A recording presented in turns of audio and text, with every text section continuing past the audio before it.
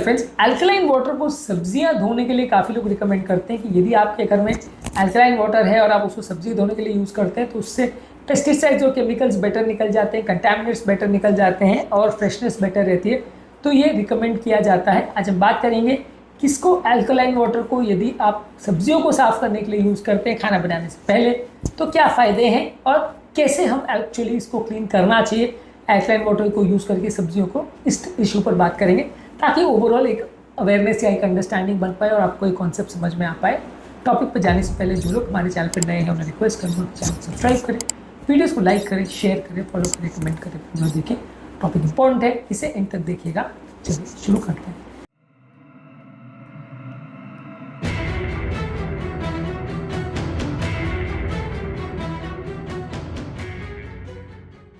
Alkaline water से किसी भी चीज़ों को साफ़ करने से फ़ायदा मिलता है।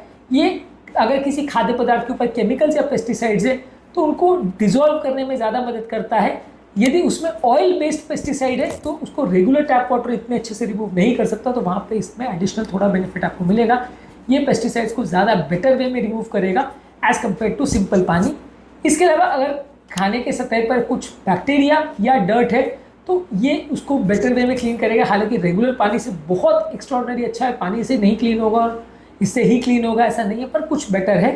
इसके अलावा आपके खाद्य पदार्थों को अल्कलाइन वाटर से यदि आप क्लीन करते हैं तो ये ज़्यादा समय तक फ्रेश रहते हैं as compared to regular water. तो रेगुलर वाटर के बदले आप इनको सब्जियों को धोने के लिए यूज़ करते हैं तो ज़्यादा ये क्लीन रहते हैं, ऐसा कुछ लोगों ने क्लेम किया है। पर अगेन ये सारी चीज़ों में कोई स्टडी नहीं हुई है जो ये साबित करे कि पेस्टिसाइड इससे धुलता है, इससे नहीं धुलता है। कंटेमिनेट्स और बैक्टीरिया इसमें 99.9% साफ़ होते हैं और उसमें 79% साफ़ होते हैं, या फ्रेशनेस इसमें सब्जी को धोने से अल्कलाइन वाटर में 3 दिन चलती है, नॉन अल्कलाइन वाटर में 2 दिन चलती है।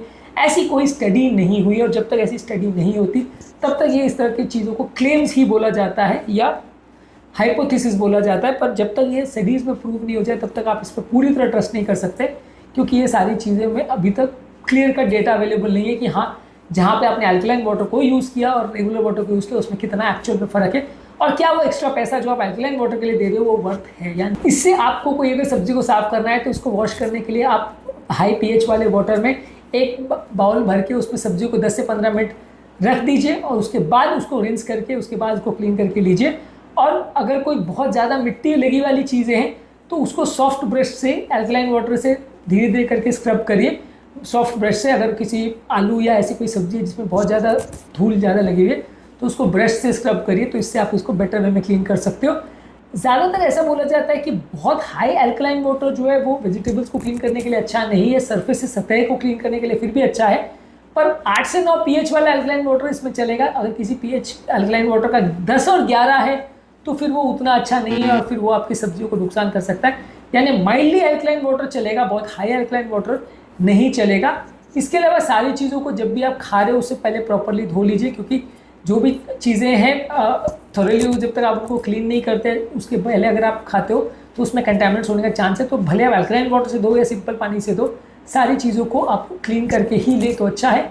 और ये सारी चीज़ें जो है प्रॉपर कुकिंग टेक्निक्स और उसको छीलने के बदले नहीं है, बस ये है कि अगर आप उसमें हेवी पेस्टिसाइड के इशू से परेशान है तो उसको क्लीन करने के लिए अल्कलाइन वाटर का प्रयोग कर सकते हैं। कुछ फ़ायदा ये रेगुलर वाटर के कंपैरिजन में करेगा। अगेन ऐसी कोई बहुत बड़ी स्टडी नहीं है जो उसको बैकअप करती है कि regular water versus alkaline water में कितना डिफरेंस पड़ रहा है और वो आपकी ज़िंदगी को बढ़ाने में कितना उपयोगी साबित हो रहा है, कितना केमिकल एक्चुअल में अंदर जा रहा है रेगुलर पानी से धोने के बाद और कितना केमिकल अल्कलाइन वाटर से धोने के बाद जा रहा है। ऐसी कोई स्टडी अभी तक एटलीस्ट बड़ी पब्लिश नहीं हुई है। अगर डेटा आ जाता है तो फिर हम भी आपको रिकमेंड कर सकेंगे कि हर व्यक्ति को अल्कलाइन वाटर से ही सब्जी धोनी चाहिए।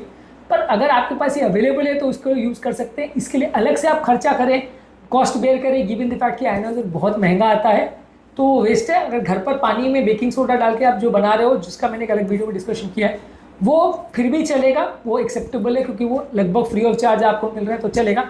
आयोनाइजर खरीद के इतना पैसा इस पर बर्बाद ना करें, बहुत ज़्यादा फायदा नहीं मिलेगा। आज के टॉपिक में हमने बात करी अल्कलाइन वाटर से सब्जियाँ धोने से फ़ायदा है या नहीं, इस पर हमने डिस्कशन किया। उम्मीद करूँगा कि आज के टॉपिक में कुछ नई बातें जानने को मिली होगी। जो लोग हमारे चैनल पर नए हैं उन्हें रिक्वेस्ट करूँगा कि चैनल को सब्सक्राइब करें, वीडियोस को लाइक करें, शेयर करें, फॉलो करें, कमेंट करें पूरा।